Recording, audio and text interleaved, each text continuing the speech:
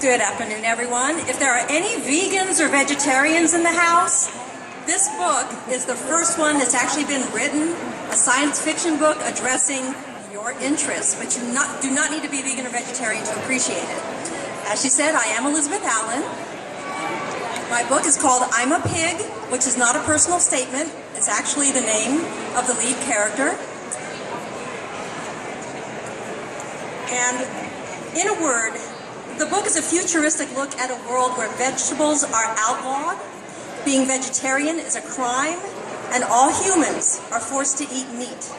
As a result, the effect of the industry on animals is out of control. With no other solution in sight, animals have to take matters into their own hands, paws, hooves, so to speak. The passage I'm going to share with you today, we meet Demi, who was previously a deer in a controlled compound. This is her first experience as a human. Demi's eyes adjusted to the prevailing dimness and slowly began to inspect the contents of the immense room.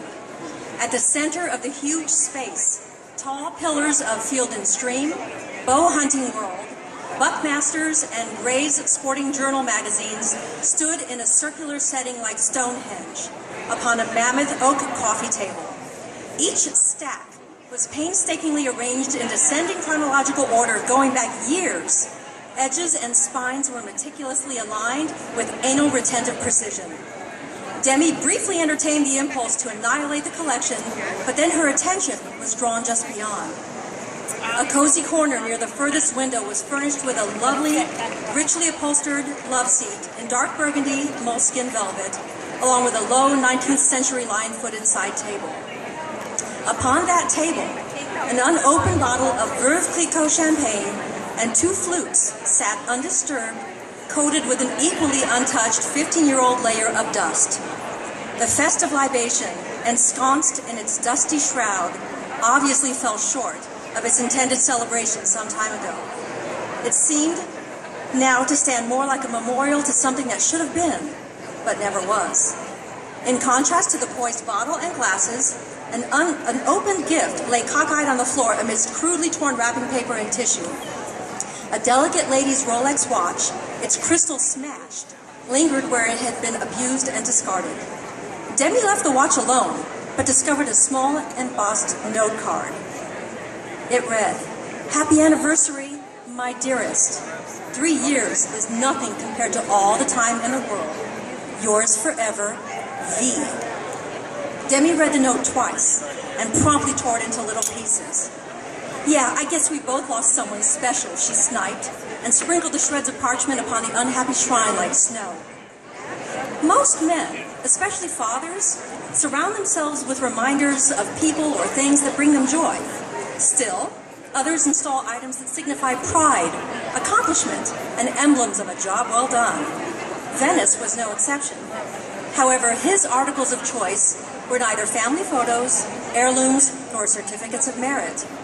His display, his grand trophy exhibit, epitomized what he was most proud of in all the world, his kills. And in the bowels of this private, personalized vault, he swaddled himself with the heads of his prizes like a warm blanket on a cold night. Demi had only been in his study for a very short time, but now, with the same morbid curiosity of passers-by who are compelled to observe a ghastly accident, she looked upward. Her eyes panned slowly as she took in a panoramic collection of barbarity.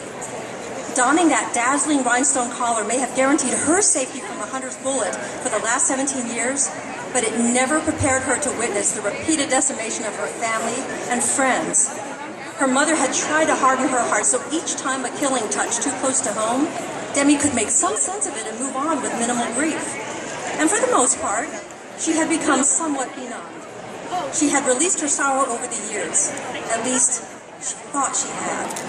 Staring down at her now, with blind, frozen eyes, were her relatives. The heads of her aunts, uncles, cousins, siblings, offspring, even her darling mate, were mounted high on the mahogany walls. They were all so handsome and lifelike that for a brief instant, Demi felt that she had stumbled into an unlikely family reunion, and in that brief instant, her heart nearly leapt for joy.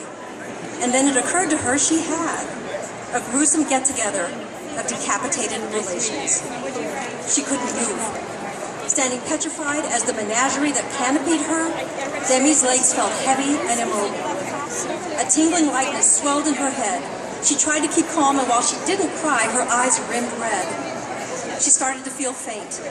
Demi took a deep breath to nourish her consciousness, and in doing so, inhaled a nauseating mirepoix of cigars, oak, and just a touch of formaldehyde. Her single stomach squeezed tightly, and she found it nearly impossible to take in air. The more the ghost closed in on her, the more the room began to spin. Her vision went black around the edges and hindered her sight until there was nothing. Thank you.